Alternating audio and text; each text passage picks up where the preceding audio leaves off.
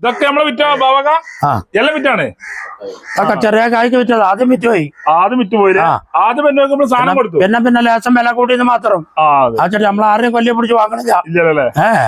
അങ്ങനെ വിറ്റാലും കൊടുക്കും. മിസ്കന്മാരെ വന്ന് അങ്ങനെ കൊടുക്കും. ലാഭം നോക്കൂലേ? അതൊക്കെ വിറ്റതാ. ഒക്കെ നാട്ടിൽ തടകളാ. ഇതൊക്കെ നാടനാടാണല്ലേ? നാടൻ മാത്രം. തൊപ്പുള്ള സാധനം അല്ലേ? ഇതെത്ര വെയിറ്റുള്ള തൂക്കത്ര ഉണ്ടായിരുന്നു? ഇതൊക്കെ തൂക്കം എന്ന് പറഞ്ഞാൽ ഒരു 35 കിലോ 30 കിലോ ബോഡി വെച്ച് ഉള്ളതാണല്ലേ? ഇതൊക്കെ അങ്ങനെ വിറ്റാടുകളാ.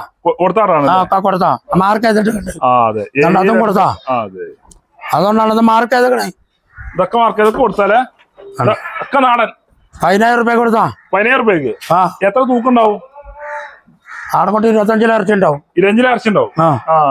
ആദ്യം വിറ്റുപോയി. പിന്നെ കൊറേ പൊരുള് പറഞ്ഞിട്ട് കാര്യമില്ലല്ലേ? ഒക്കെ വിറ്റ് കൊടുത്തു. പിന്നെ വന്ന ആടൊക്കെ കുറച്ച് വില എന്നുള്ളൂ.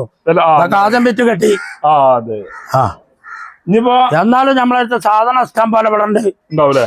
ഇഞ്ഞൊരു 100-150 ആട് കൂടി വിൽക്കാണ്ട്. ഉണ്ടല്ലേ? ഒക്കെ 2 വയസ്സായ ആടുകള് സ്റ്റോക്ക് ഉണ്ട്. മുടിയാഴ്ചയിലും മതി. എല്ലാത്തിനും പറ്റിയ സാധനങ്ങളല്ലേ? പിന്നെ ചെറുചരക്കുണ്ട്. പിന്നെ പറാത്ത മച്ചാടും കുട്ടികളുണ്ട്. അത് വണ്ടികൾക്ക് അതുകൊണ്ട് കുട്ടികളുണ്ട്. വരാൻ പറ്റിയതുണ്ട്. അങ്ങനെ കൊടുക്കും. എല്ലാം സ്റ്റോക്ക് ഉണ്ടല്ലേ? എന്റെ നമ്പർ 9995 84 50 87. ഈ നമ്പറിൽ വിളിച്ചാൽ മതി. ആരോട് ചോദിച്ചാലും അറിയും. ആട് ബാബാന്റെ ആട് ഫാം ഏതാ ആരോട് ചോദിച്ചാലും പറഞ്ഞു അറിയില്ലേ? പിന്നെ അറിയാത്തവർ മനസ്സിലായി ലോകത്തില്ല.